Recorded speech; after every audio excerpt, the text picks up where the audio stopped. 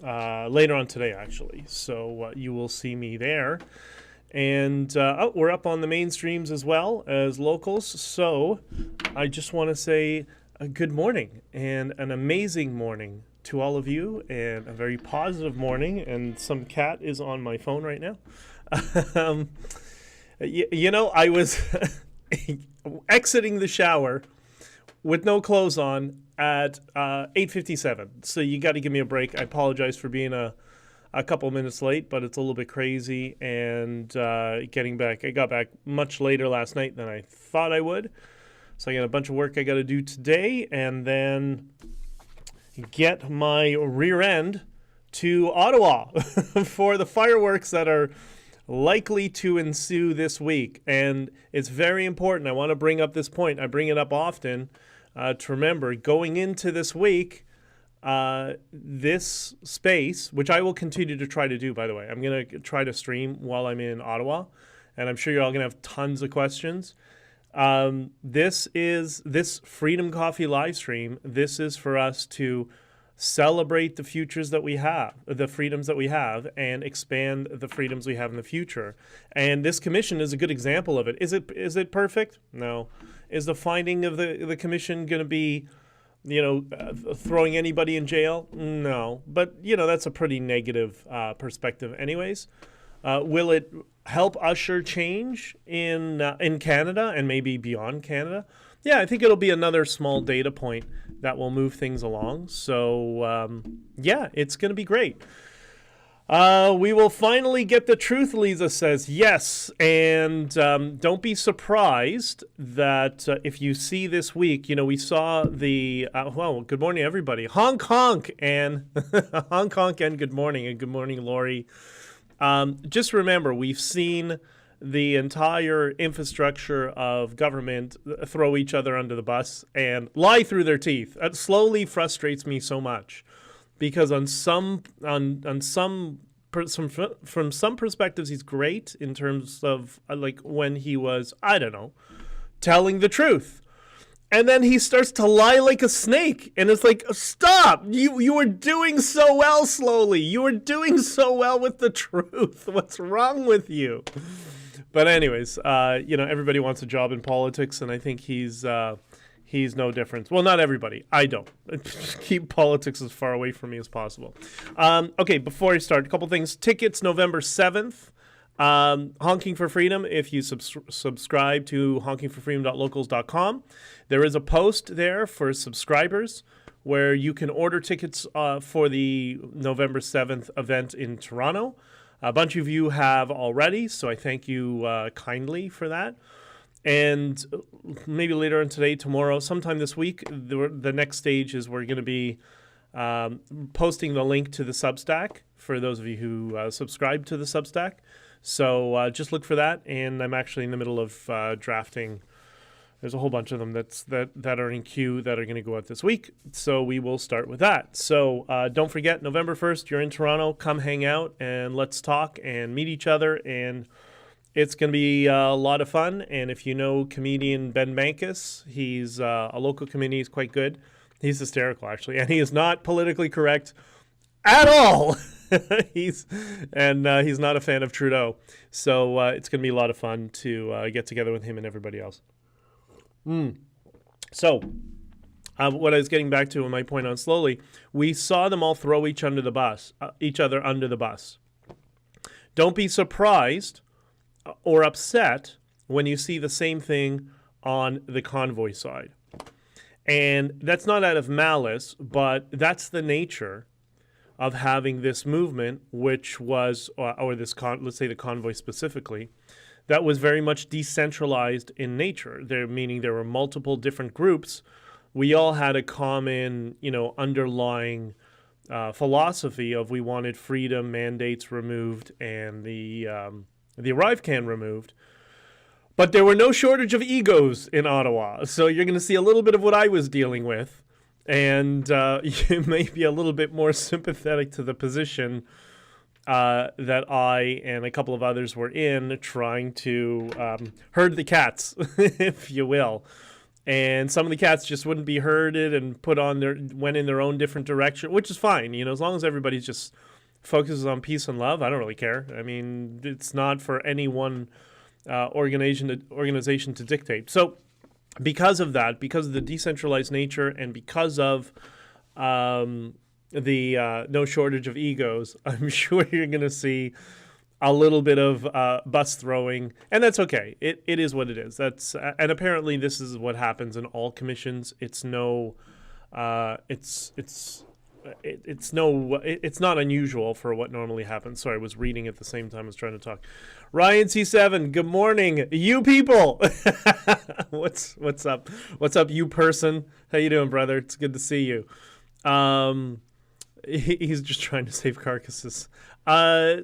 Claudette, Tom tweeted he's on high alert for defamation. Tom who? Oh, that, yes, what she's talking about is Marazzo, which, again, I don't even know why he's even testifying there. It doesn't make sense to me. But whatever, we'll clear it all up. But yeah, he put some tweet. He's putting the media on notice. The media's just gonna lie about whoever they want, and that's their legal right, like it or not. It just whatever. I have so many people that were pushing me to file defamation claims against certain people throughout the convoy, and the problem is I'm a free speech guy, and it's that balance of clearly being defamed. I'm being defamed. Look, there's whisper campaigns all over the place. Anybody I talk to gets a call from people within politics. Oh, don't talk to Dichter. They're completely the same stuff going on during the convoy. But what am I going to sue everybody? I mean, when you sue somebody, you're married to them. Then you got to keep seeing them. It's just like, you know what? Just be the better person. Take the high ground. Focus on the truth, and people will either understand that that's the truth, or there are some people who just like to be they like to be flummoxed. They like to have people just whatever. They like to have people lead them down a deceptive path and not know the truth. Whatever, not my problem or your problem. We're just going to hang out here together and be positive and focus on all the good things, right? David says, Mayor Watson. Oh, so good. Mayor Watson mentioned the swastika flag at the Freedom Convoy event in Ottawa. We know it was a left-wing agent provocateur. Did anyone find out who was carrying the flag? Yes.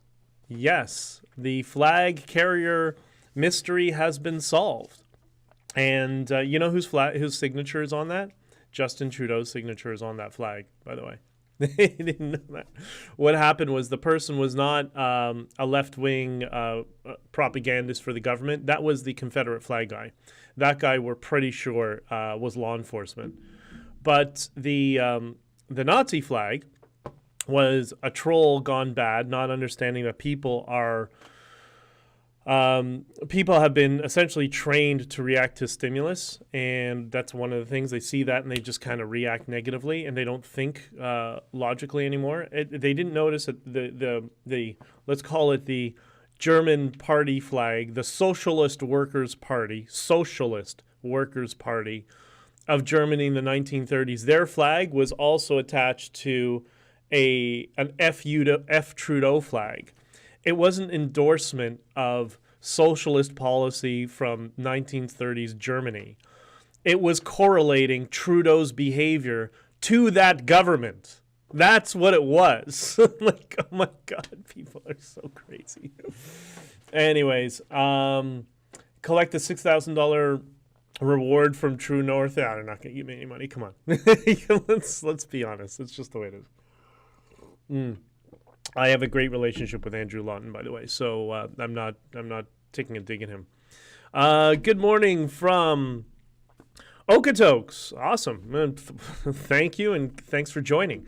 So we'll get to a couple things. So the November 7th event in Toronto, honkingforfreedom.locals.com to get tickets. That's one thing. Next, Tonight, if you are in Ottawa, come hang out. There's the Capital Bitcoin group, and you don't have to be a Bitcoiner to come. That's not what it is. It is for Bitcoiners, obviously. They're hosting me because Bitcoin played a large part in the only money that got through to the truckers in Ottawa was Bitcoin. So we're gonna have like a little event. It's not big, it's not extravagant, but it's very cozy, very personal. We'll be able to hang out together, sort of thing. So it's on Twitter, just Capital Bitcoin for Ottawa. I think I retweeted it in my Twitter account. Come hang out and let's chill. Let's have lots of fun. Let's make fun of the blackface regime and all the other nonsense going on.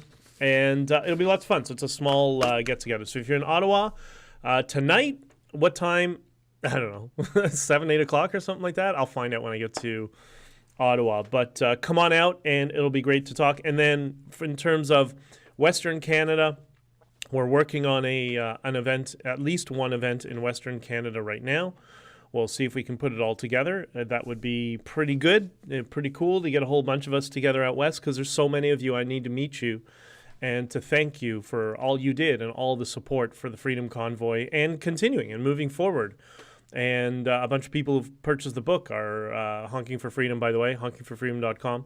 A bunch of you purchased the book already or did the pre-purchase, and you're out west. And thank you. Like, there's no words to tell you how thankful I am and how awesome that feels. So thank you. Lots of cash got through hand to hand. Yeah, there were people that were collecting money and trying to give money to truckers throughout the convoy. I'm not sure who was doing it because we had a treasurer, and then we had, I guess, a bookkeeper. Danny Belford's wife was being the bookkeeper for the money at that point. Like, very clear. I had nothing to do with the money. I did messaging. I was in the other hotel, and whatever. They were all sorting it out between them. So, but yeah, it was successful. BJ, can you do a local stream and explain Bitcoin like you were talking to Homer Simpson? 100%. I would love to do that. And, they call it orange pill is when people learn what Bitcoin is. Once you learn what it is, that's when you understand why it's so significant. If I could orange pill my parents, who are older than boomers, then slightly, then I can do it anybody. There's a very simple way to do it. So yeah, Megan, let me, that sounds like lots of fun. It'd be great if I could get some help from people in the Bitcoin community and we can do a live stream together. So let me put that on I'm going to give you a little star for an awesome comment. Yeah, I will. I'll put something together and I'll let you know, Megan. Okay. Claudette, Alberta loves you. I love Alberta. I've been going to Alberta since I was, before I can remember. I remember going there when I was 3 years old, but I went there as an infant because my uncle and aunt and cousins all live in Calgary, and half of them have moved since then. But my whole life, I had family in Calgary and Winnipeg, where my dad is from, and Toronto, obviously. So yes, I love Alberta. I remember seeing Banff for the first time when I was old, maybe 6 or 7 years old, and I was like, wow, it was so amazing. It's apparently that was my response. Bitcoin for Dummies on locals. Bitcoin for Dummies sounds like a plan. I'll watch it. Yes, just a very short version. Bitcoin, what is that? The separation of money and state. That means Trudeau, in the case of Canada, doesn't have control over your money, because money in the bank, you can only withdraw it if 3 people agree it's your money: yourself, your bank, and the government. And Bitcoin solves that. So we'll just leave it at that. Okay, great. I will do that. Awesome. All these Bitcoin questions. Like TJ, everybody in Bitcoin is going to be so happy. They get so excited when regular people want to learn. Okay.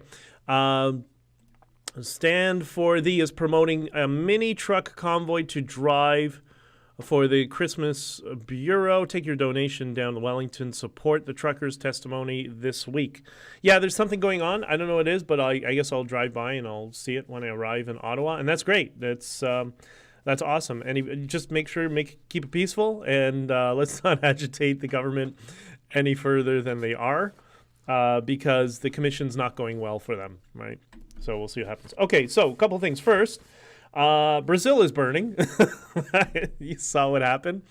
And, I put a couple of tweets out on this. For me, it's important for all of us. For me, it might be a little bit more just because I spent so much of my life in South America. But it's the same BS that's going on everywhere, which is, the radical far left, complains and uses these words like occupation and insurrection constantly without meaning. They're just using it as a pejorative or a label. But you know what? The insurrection comes from the far left when they screw with our elections, when they digitize our elections, when they centralize. The whole purpose of digitizing an election is you can centralize all the data into one specific point, and then you can manipulate the data. You can't do that when all ballots are pencil and paper. It can never be truly centralized. Eventually, it'll get entered into some sort of database. But the digitization makes it instantly go into a database so they can instantly manipulate it and give it results that are not necessarily reflective of the people who voted. That's your insurrection. Screwing with our election system and digitizing it, that's the insurrection. That's what people don't understand. We need to start to get that point out more, that we got to go to pencil and paper and people physically counting. And listen, I'm as techie as they get, but that's why I'm against the digitization of our election process, because I know how it can easily be manipulated. So good luck to them in Brazil. I do remember Bolsonaro said if they screw with the election, they're going to have a coup. And there are hundreds of thousands of trucks now blocking the borders in Brazil. I wonder where they got that idea. And let's see what happens. I hope the truth prevails, because we can't have another Latin American country slide down the path of Venezuelan and this leftist authoritarianism BS. I almost said the bad word.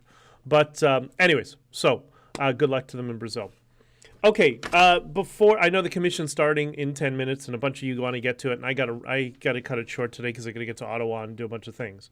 So two things I want to talk about. And I don't know if you've thought about this. Yesterday, we saw truly explosive testimony, I guess you would say, or evidence. Let's say evidence, when a text message was shown to come from one of the staffers on Trudeau's team.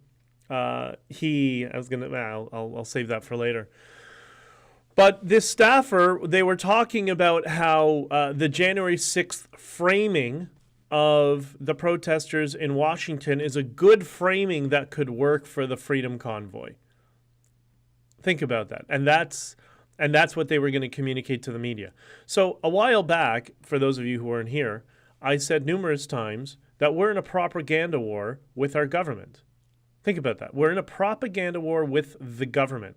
Well, they just proved it, because it wasn't about facts and Trudeau and the data and the policies and whatever. It's just, how can we label truckers as racists? That's all they wanted to do. That's all they focused on, because these people can't govern for shit. They have no clue what they're doing.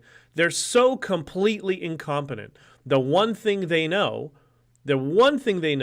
is to manipulate and lie to people. That's the only thing they do. It's crazy. It's absolutely crazy. So that's what happened yesterday. We saw this. Like, that is as damning as it can get, right? Like, it can't get any worse in terms of the corruption in the blackface regime, that they were using the same tactics as the Democrats in the U.S. to smear the truckers. Okay? So it's out in the open. It's on the government record. I got a question. Where is Pierre Poilievre? Like, this is a home run. This is everything you're talking about.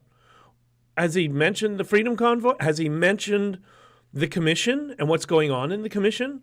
Like, it doesn't get more corrupt than what we just saw in the testimony yesterday. But let me guess. He was talking about the price of milk? Like, what is wrong with this party? What is wrong with these people? They keep chasing liberal, like, bro, you have the most damning, it's in their words. It's in a text message in their words. And you're ignoring it. Like, I don't understand. So, I don't know. That he's I don't know. It's just crazy. So when people keep telling me, I don't trust Pierre Poilievre, and I'm saying like, no. You know, Pierre's not the problem. The party's the problem, but he'll sort it out. Is he sorting it out? Like, it doesn't get worse than that. You have the kill shot right there. And he says nothing. Anyways, so just something to think about. And I think you should all, if you're members of the Conservative Party, you probably should reach out and demand that Pierre be talking about exactly what was uncovered in this hearing and stop trying to ignore it. Because I know, look, I'll tell you something. They don't want to talk about the Freedom Convoy in the election. That's what's happening. The Conservatives are going out of their way so they don't have to talk about this issue. And they're trying to do everything they can to distance themselves from the Freedom Convoy while simultaneously trying to tell people they support it. Do not let them get away with it. I'm going to teach you something about politicians. If you give them an inch, they take the universe, not a mile, the entire universe. You need to constantly push them and never let up. If you don't, then they're just going to go in a different direction. It's just the way it works. That's why I've been able to get things done in politics in the past. And that's why they don't like me and they run whisper campaigns about me that, oh, Dichter is this. And here's, you know, anybody who talks to me, they're trying to discredit me. That's why, because they know I'm effective and I know how they operate and I know how they work. So all of you, if you're a supporter of the convoy and you want the parties to speak up and speak for you, you need to put pressure on them to speak for you. And that's it. I'm sticking with PPC. Max is a vocal all through. Listen, that goes for the PPC as well. That goes for all political parties. Do not let them let up. And Alberta Blue Sky says CPC are a huge disappointment. You know, they're going to do it. It's the third time. I told them in the first election with Scheer and then with Unic O'Toole. I mean, Unic O'Toole I had a pet hate for some obvious reasons. They're doing the same strategy again. They're trying to be the Liberal Party. They need to stop. If you're in Alberta and you're not a Liberal, then you need to get on the phone and start making their lives miserable until they start behaving like Conservatives again. That's just the way it is, right? So, anyways, and by the way, there are lots of good people in all these parties, including the Conservative Party, and lots of friends that I still have in there that leak me information that tell me about all the people running the whispered campaigns about myself and others. That's what they do. That they don't. Anyways, I could go on forever. So don't let up. If they're not talking, if Pierre and the Conservatives are not talking about Freedom Convoy and this commission that just completely exposed what Justin Trudeau is, get on them now. So, Megan, Freedom Convoy raised tons of money. If the Conservatives actually embraced this, it wouldn't help them. I understand. Say that again, Megan. The Freedom Convoy raised tons of money. If the Conservatives, quote, actually embrace this, wouldn't that help them? Oh, I see what you mean. No, sorry. You got on my screen, the text is really small. It would help them. It would help them on their base, but their strategy is, and I remember somebody told me their strategy.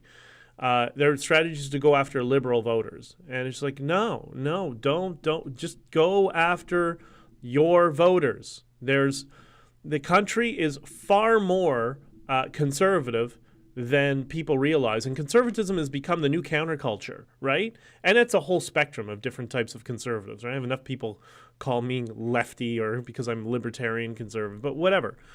It's just frustrating that they don't understand. You know, Scott Adams likes to say that the far left, their biggest problem is they don't understand human motivation.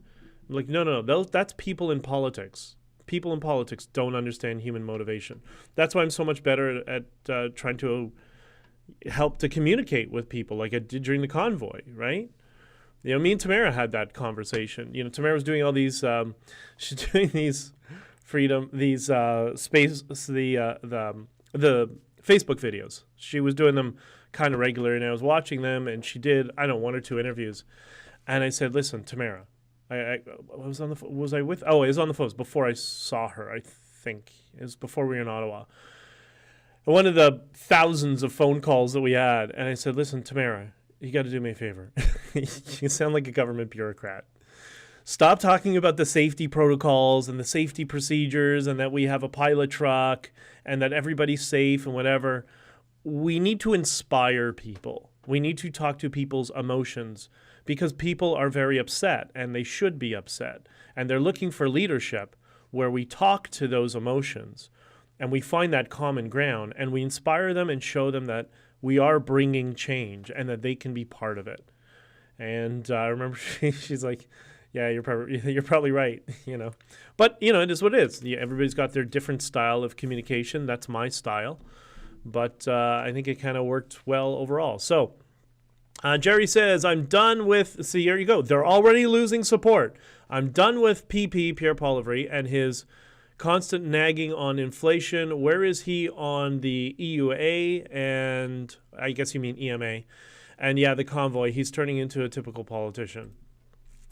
I hope not. I hope he kind of gets, you know, they could call me. It's Pierre's the Bitcoin guy, and he was going to be the convoy guy. And I remember during the convoy, and he was meeting with some people about Bitcoin and fiscal policy. It's like, if only there was somebody who was a conservative candidate who might have had some involvement in the convoy, who also knew about Bitcoin, who I could talk to. You know, but no, because I'm not in the cult. It's crazy. But there's another reason for that, and we'll talk about that. We'll probably talk about that in the testimony. But I'm sure all of our testimonies are going to be entertaining for everybody. If everyone saw Big Red's TikTok last night, yeah, I saw Chris's TikTok. He and the lawyers are urging everyone not to go down to the library in Wellington. Do not honk. Do not bring flags. When Chris talks, that's lawyers talking. So if that's what the lawyers say. They're not my lawyers, by the way. I don't know if you guys know. I've gotten rid of them. I have other lawyers. And there's a reason for that, and you'll see that moving forward. But I wonder if that's why Keith is testifying. I don't know. But, you know, just difference of it's nothing malicious and entirely. It's just different perspectives. Okay, so you're all talking about that. Okay, next, the last thing, we're starting in a few minutes. So I'm going to be this is how it's going to be working. I'm going to Ottawa there. I'm supposed to be testifying on the 3rd. I don't know if that's changing or not, but it could change depending on other testimony. Apparently, we're each going to be tested for a couple of hours. So it's not going to be like slowly all day. We're just going to have a short segment. And the reason, good morning from PEI. Awesome. The first person from PEI. The reason that's the case, the reason slowly gets like all day and the police officials get all day and we get a shorter time frame, unless it's warranted for them to extend it during testimony, is because this is the government on trial, right? We're not in trouble here. It's the government's in trouble, and the government needs to justify their actions and that they didn't violate Canadian constitutional law, which I think is going to be a problem. So all we've seen in terms of evidence to the contrary of what our claims are is rhetoric and persuasion by anecdote and emotional hyperbole. And, it was so dangerous, and it was so, that's why slowly, he started off great telling during the convoy, he started off telling the truth, and then started turning into a lying, backstabbing snake that told nothing even remotely true, and he did the same thing with his testimony. Your testimony, tell the truth, that's it. Stephen, 100%, brother. I hear you 100%, and some people might be upset with that. But it is what it is. Susan is here. I heard. I was Just clarifying, I don't trust Keith Wilson at all. Keith Wilson is as they say, as my British friend says, he's a funny fish. He's a funny fish because, I don't know, I've never met a lawyer who behaves that way. And he's got some personal stake in this that's really weird and really confusing. I'm not, and this is not a criticism, I'm gonna be Switzerland here, right? But just really weird behavior and some weird things he said to me during the convoy, things I told him to do that he didn't do. And it's just really weird. It's really strange. And I've never seen, other than Michael Avenatti, the guy around Trump in the U.S., remember what was Stormy Daniels and Michael Avenatti? He's behaving like that. It's just weird, right? Lawyers usually, there's this decorum within the legal community that I understand is, once in a while, if it's relevant to a case and you need to clarify factual evidence or whatever, you go on camera. That does happen. But every other day, it's every day. It was during the convoy as well. It was crazy. It was making me nuts. But I explained that in the book, actually. I talk about that. So I hope you like the book when you get it. It's going to be coming out soon. Karen says, I have to see. I'm worried. I've heard that Danny is testifying. Is that true? I don't know. He wasn't on the original list, but he is now. But that whole group is going to say, they're all going to say the same thing. Right? It's all you're going to have the Tamara, Keith, Danny, Tom Razzo, they're all going to just push a narrative that the lawyers want. Is it going to be truthful? I hope so. It should be. I don't have any reason to think it wouldn't be. But they have whatever narrative they're putting forward, and that's great, but I have not been in communication with them. I have been working with my lawyers, and there's also so there's me and two other board members, so 50% of the original board, that have been speaking over several months, and they were not called to testify, which is odd, because one of them was there for a week before the trucks even showed up in Ottawa. He was the one working with the police, getting maps from them and showing them the trucks where to park and all that sort of stuff, right?